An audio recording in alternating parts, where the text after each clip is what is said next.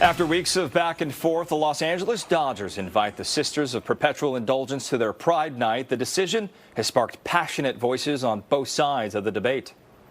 They will invite this group that mocks the Catholic faith and makes fun of the Catholic religion. I'm glad the Dodgers re-invited them for sure. I think a lesson to be learned through all this is don't back down to bullies. I think of all the time to be prideful, this is it. You know, we need to stand up and, you know, represent who we are and, you know, not let other people discourage us. And the Dodgers ceremony honoring the sister did take place, but it did happen almost an hour before the game started. And so you can see from some of the pictures that it was largely an empty stadium. The Dodgers, meantime, did say that they are planning to hold a Christian faith and family night at the end of July. A few moments later.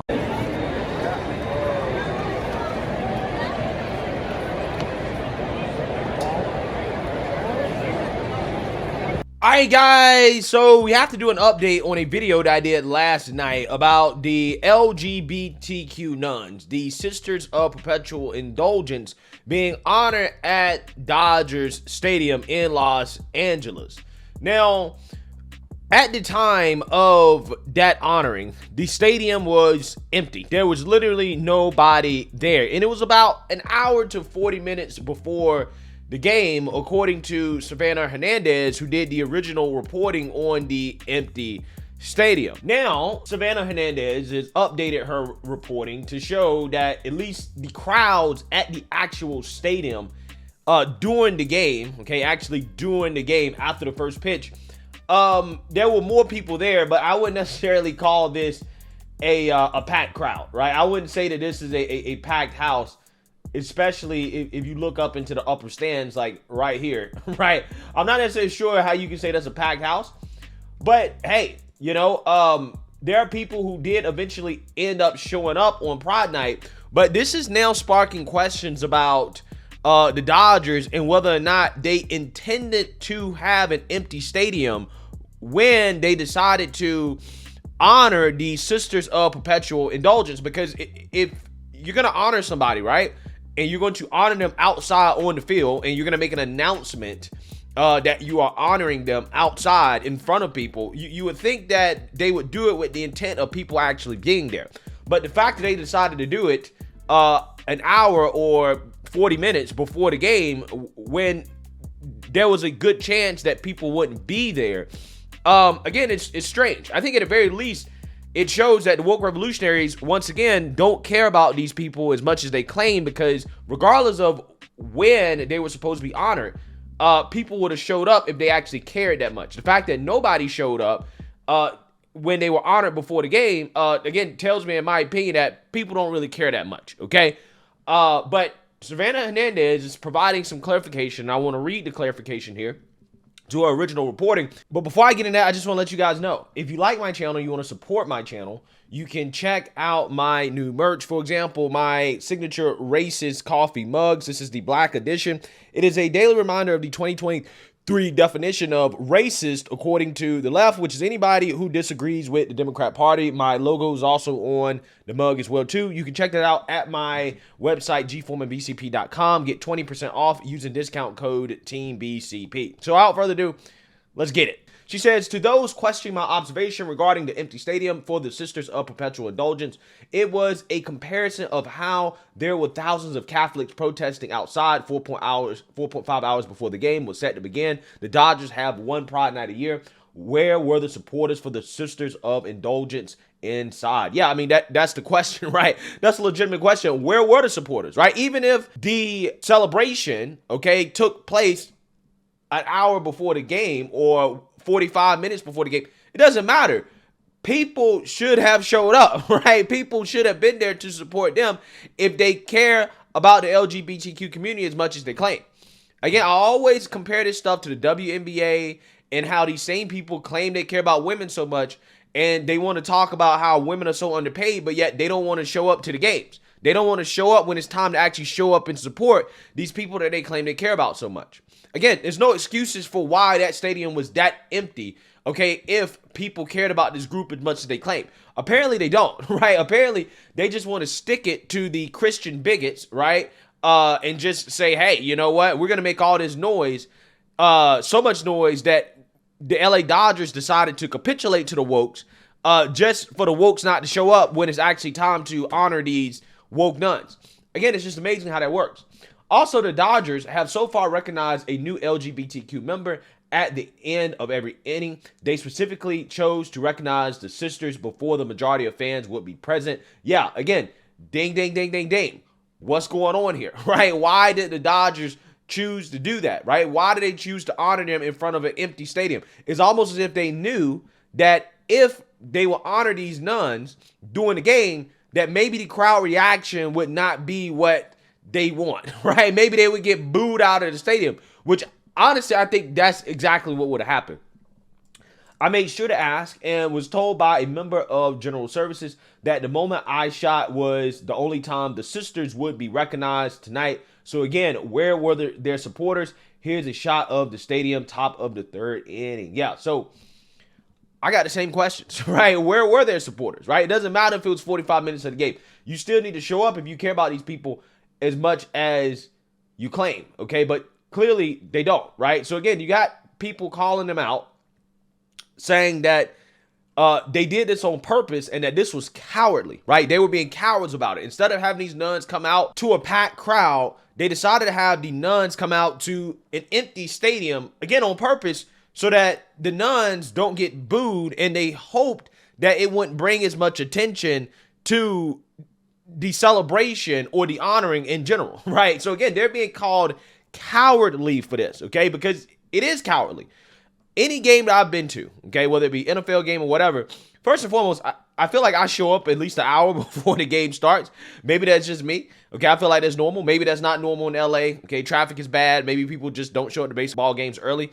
But when I usually go to games, if the team is honoring somebody, they don't go out of their way to try to honor somebody to an empty stadium when nobody is there to see it, right? They will do it right before the game or during halftime when the stadium is full, where there's, you know, a crowd there to actually see the people being honored, right? So again, you know, this is not a good look for the Dodgers, okay? It does seem like they tried to take the cowardly way out of this, okay? They didn't want to completely cancel the nuns, but they also didn't want to honor the nuns in front of a full audience. So yeah, and after they're apologizing and bowing to far leftist activist pressure, the Dodgers spent 2 minutes on the Sisters of Indulgence with about 300 people in the stadium. Presumably, the infinitesimal crowd was orchestrated by the team to ensure that no one would be there to witness the embarrassment of the Sisters of Perpetual Indulgence violating the team's own code of conduct. Thousands upon thousands of protesters gathered outside the stadium, upset with the team's portrayal of a huge portion of its fan base and millions of Catholics in the Los Angeles area. And none inside to express the anger, frustration, and disappointment visible from so many. Submit ourselves to your holy will, which is love and mercy itself. Jesus, I trust in you. Jesus, I trust in you. Jesus, I trust in you. In the name of the Father, and of the Son, and of the Holy Spirit. Amen. America's bishop, I'm not going to let him go. He's going to be the first. Save our children! Viva Cristo Rey! Save our children! Viva Cristo Rey! Yeah, so there were thousands of people outside to protest this event. The news tried to play it down and try to pretend like it was only a few hundred, okay? But no, there was definitely thousands of people, okay, that showed up to protest. Now, some people are saying that there were so many people and that they had blocked the gate. That's why no fans had showed up to watch the Sisters of Perpetual Indulgence. Regardless, I don't think it's an excuse for that stadium being empty at all, even if it was an hour before the game.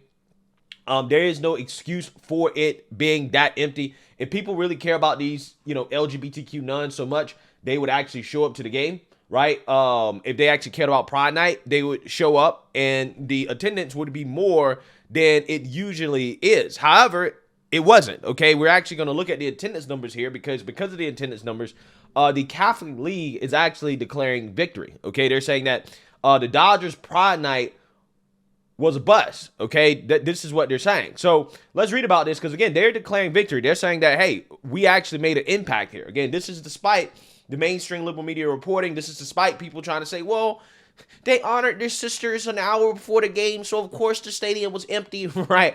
Again, I'm just saying, no excuses. But the Christians, right, the Catholic League, they're claiming victory here. They're saying, over the past few weeks, the Catholic League blanketed Los Angeles notables, asking them to spread the word to their constituents not to attend the Pride Night game on June 16th. That was slated to honor the Sisters of Perpetual Indulgence, a viciously anti-Catholic group of drag nuns. We also took out 50 radio ads on KABC, making the same request. I am happy to say that our effort paid off. There was almost no one in the stands when the sisters received their award, and the few who were there booed. This is a sweet victory.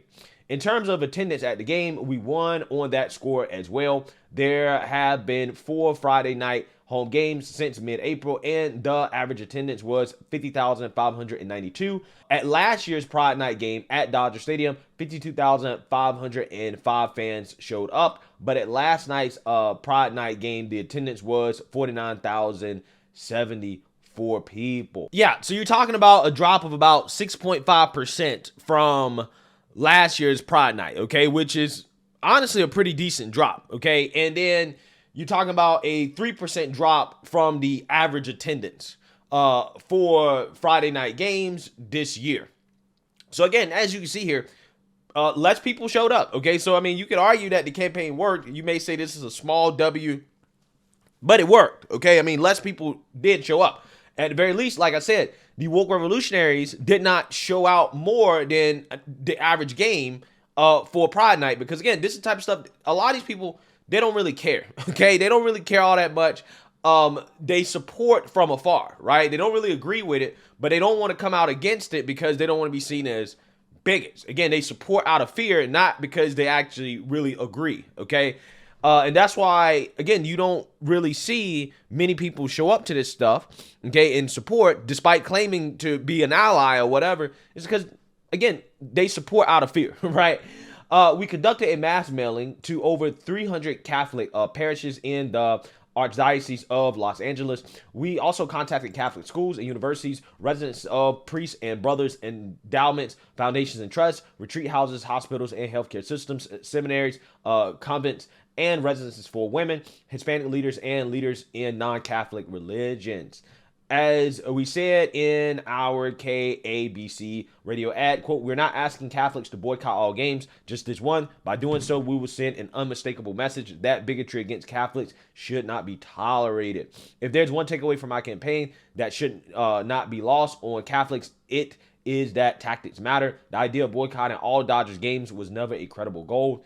What happened on June 16th is a cultural marker, just like Bud Light, Target, and other establishment organizations that have laid anchor with extremists. The Dodgers and Major League Baseball in general found out that the elites do not have the last word. The people do. In the end, indecency and bigotry were defeated. Yeah, again, hey, I would say it was a victory. Okay, I mean, I would definitely say it was a victory because the Dodgers took the cowardly way out, okay?